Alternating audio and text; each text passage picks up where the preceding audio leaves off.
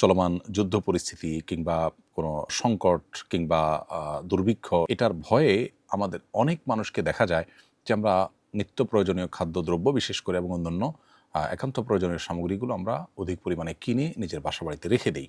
Commercial উদ্দেশ্যে বা বাণিজ্যিক উদ্দেশ্যে যেরকম রাখার নজির আছে, আমাদের ব্যক্তিগত প্রয়োজনে আমরা অনেকে এটি রেখে দিই। সংকটময় পরিস্থিতিতে খাদ্যদ্রব্য এবং অন্যান্য নিত্য প্রয়োজনীয় পণ্য সামগ্রী অধিক পরিমাণে কিনে রাখার শরীয়ী বিধান কি? খুবই গুরুত্বপূর্ণ একটি প্রশ্ন। প্রিয় দর্শক, এই প্রশ্ন উত্তরে বলতে চাই, খাদ্যদ্রব্য বা অন্যান্য পণ্য সামগ্রী কেউ যদি অধিক পরিমাণে কিনে রাখেন এবং পরবর্তীতে যখন এর দাম বেড়ে যাবে তখন বেশি প্রফিটে তিনি বিক্রি করেন, এটাকে বলা হয় এহতেকার বা মজুতকরণ। আর এর বিপরীতে নিজের বা নিজের পরিবারের জন্য জীবন ধারণ করবার বা ব্যবহার করবার জন্য যদি এই জাতীয় পণ্য সামগ্রী কেউ কিনে রাখেন বা জমা করে রাখেন, এটাকে বলা হয় ইদ্দেখার বা সঞ্চয় করা।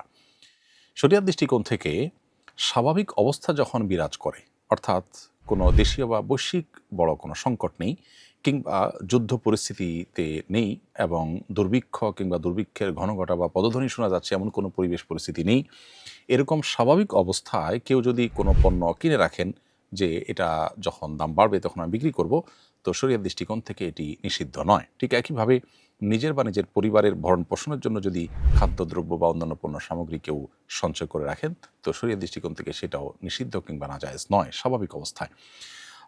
আমাদের দেশে আলু, পেঁয়াজ, রসুন এ জাতীয় অনেক ফসল আছে যে ফসল সারা বছর জুড়ে হয় না, বরং নির্দিষ্ট সময়ে হয় এবং এত অধিক পরিমাণে হয় যে এটা ওই সময়ে সারা দেশে মানুষ খেয়ে শেষ করতে পারেন না। ফলশ্রুতিতে এই ফসলের একটা অংশ বরং রেখে দিতে হয়, মজুত করতে হয় এবং যে সময় ফসল হয় না তখন এটি মানুষের মধ্যে সরবরাহ করতে হয়। নবী করিম সাল্লাল্লাহু আলাইহি ওয়াসাল্লাম তার পরিবারের জন্য এক বছরের খাদ্যশস্য একসাথে দিয়ে দিতেন। অতএব এখান থেকে বোঝা গেল যে খাদ্যশস্য পরিবারের জন্য ব্যবহার্য যে সমস্ত নিত্য প্রয়োজনীয় পণ্য সামগ্রী এগুলো রেখে দেওয়া বা সঞ্চয় করাটাও নিষিদ্ধ নয়।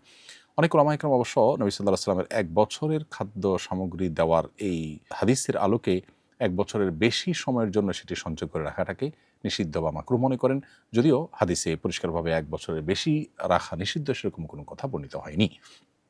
এবার আসা যাক, সংকটকালীন সময়ে আমরা যদি এমনটি করি, বিশেষ করে চলমান যুদ্ধ পরিস্থিতি কিংবা কোনো সংকট কিংবা দুর্ভিক্ষ এটার ভয়ে আমাদের অনেক মানুষকে দেখা যায় যে আমরা নিত্য প্রয়োজনীয় খাদ্যদ্রব্য বিশেষ করে এবং অন্যান্য একান্ত প্রয়োজনীয় সামগ্রীগুলো আমরা অধিক পরিমাণে কিনে নিজের বাসাবাড়িতে রেখে দিই।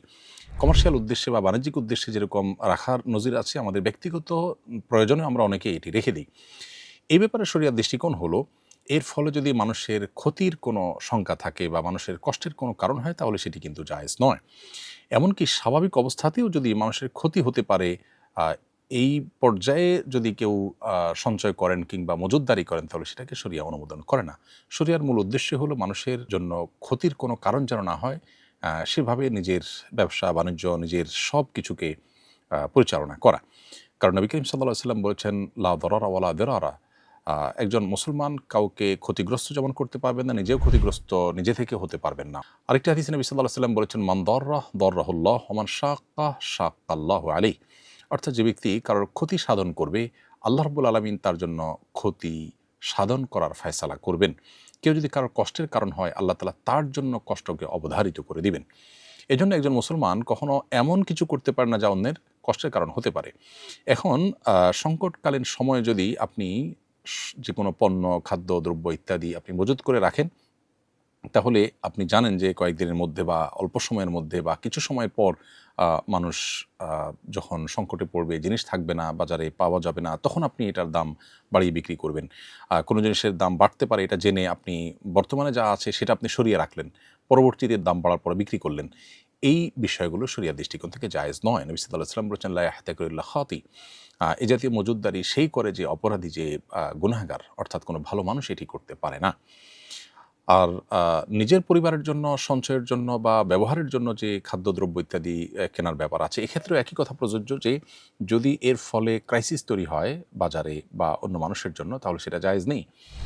যেমন আমরা কোভিড-19 সময় লক্ষ্য করেছি যে অনেকে চাল, ডাল, তেল, লবণ, নিত্য প্রয়োজনীয় জিনিসপত্র তার আশপাশের দোকান থেকে তার টাকা আছে বলে তিনি অনেক পরিমাণে কিনে তার বাসায় সঞ্চয় করেছেন এবং এভাবে কয়েকজন নিয়ে পুরো দোকানে জিনিস শেষ করে ফেলেছেন। বাকি অন্য মানুষের কিনতে গিয়ে দেখা গেছে যে সংকট এবং অভাব দেখা দিয়েছে। তো এ ধরনের পরিস্থিতিতে যেহেতু অন্য মানুষের কষ্ট হয়, বিধায় এই পরিমাণে কেনা যে যার ফলে অন্যের কষ্ট হতে পারে, বা আমি এরকম আমার মতো আর অনেকে কিনলে সংকট তৈরি হতে পারে, এরকম যদি হয় তাহলে সেক্ষেত্রে একজন ইমানদার এ ধরনের সঞ্চয় করা থেকেও বিরত থাকবেন। বরং কঠিন এবং সংকটময় পরিস্থিতিতে ইমানদার আল্লাহর উপর তাওয়াক্কুল করবেন, ভরসা করবেন। তিনি তার জায়গা থেকে চেষ্টা করবেন এবং তার বিশ্বাস থাকতে হবে, আমি যতই সঞ্চয় করি না কেন, আল্লাহ যদি আমার জন্য ভোগান্তি এবং কষ্ট লিখে রাখেন সেটা আমাকে পোহাতেই হবে। আর আমি শুধুমাত্র আমার এবং আমার পরিবারের চিন্তা না করে, বরং আমি আমার পরিবার এবং আমার আশপাশের মানুষের চিন্তা আমাকে করতে হবে। এটাই হলো দ্বীনের শিক্ষা, এটাই হলো ইসলামী মূল্যবোধ, এবং এটাই হলো আল্লাহ রাব্বুল আলামিন আমাদেরকে যে দিন দিয়েছেন সেই দিনের সৌন্দর্য। বিধায় সেই জিনিসটি আমাদের চর্চা করতে হবে, এবং অধিক মুনাফার উদ্দেশ্যে মজুতদারি করা, সংকট তৈরি করা এবং অধিক মুনাফার জন্য অবৈধভাবে মজুতদারি করা, এটা যেমন একজন মুসলমানের জন্য সাজে না, ঠিক তেমনিভাবে নিজের এবং নিজের পরিবারকে বাঁচাবার জন্য অধিক পরিমাণে সঞ্চয় করে বাজারে সংকট তৈরি করা, বা অনেক মানুষ সঞ্চয় করলে সংকট তৈরি হতে পারে সেরকম পরিস্থিতির সৃষ্টি করা, এটা কোনো ইমানদারের জন্য জায়েজ নয়। বিধায় স্বাভাবিক অবস্থায় এহতেকার বা মজুতকরণ কিংবা দেখার বা সঞ্চয় করা এগুলো জায়েজ হলেও সেটার জন্য শর্ত হলো তাতে যেন কোনো মানুষের বা অন্য সাধারণের সর্বস্তরের মানুষের ক্ষতির কারণ না হয়, বাজারে সংকট তৈরি না হয়। কৃত্রিম সংকট তৈরি করার উদ্দেশ্যে যদি করা হয় সেটা সর্বাবস্থায় নাজায়েজ হয়। আর আপৎকালীন সময়ে সংকটকালীন সময়ে, যুদ্ধাবস্থা বা দুর্ভিক্ষ চলাকালীন সময় বা দুর্ভিক্ষের ঘনঘটা বা পদধ্বনি শোনা যায় এরকম সময়গুলোতেও আমাদের দায়িত্বশীল আচরণ করতে হবে, আল্লাহর উপর ভরসা রাখতে হবে, এবং শুধুমাত্র নিজের এবং নিজের পরিবারের চিন্তা না করে গোটা সমাজের মানুষের চিন্তা করতে হবে। না হলে আমরা গুনাহগার হতে পারি, আল্লাহর কাছে জবাবদিহিতার মুখোমুখি হতে পারি। আল্লাহ রাব্বুল আলামিন সকল কঠিন পরিস্থিতিতে আমাদেরকে আল্লাহর প্রিয় পাত্র এবং একজন ইমানদারের যে চরিত্র, সেই চরিত্র ধারণ করার তৌফিক দান করুন, এবং নিজের লোভ, মোহ এবং শুধুমাত্র পার্থিব লালসা এবং শুধু নিজ এবং নিজের পরিবারকে বাঁচিয়ে রাখার যে স্বার্থপরের মতো চিন্তা, সেই চিন্তা থেকে আল্লাহ আমাদেরকে বেরিয়ে আসার তৌফিক দান করুন।